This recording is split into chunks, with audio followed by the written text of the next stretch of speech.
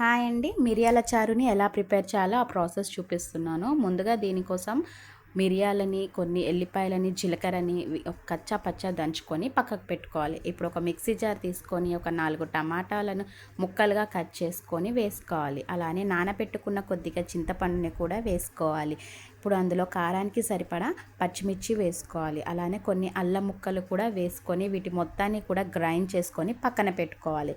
ఇప్పుడు తాలింపు కోసం ఒక కడాయి పెట్టుకొని ఒక 1 టేబుల్ స్పూన్ ఆయిల్ వేసుకొని ఎండుమిర్చి, తాలింపు గింజలు, ఎల్లిపాయలు, కరివేపాకు, పసుపు వేసుకోవాలి. అలానే ఇందులో గ్రైండ్ చేసి పెట్టుకున్న పేస్ట్ని కూడా వేసుకోవాలి. కొన్ని ఒక 1 or 2 గ్లాసెస్ వాటర్ని యాడ్ చేసుకొని రుచికి సరిపడా ఉప్పు వేసుకోవాలి.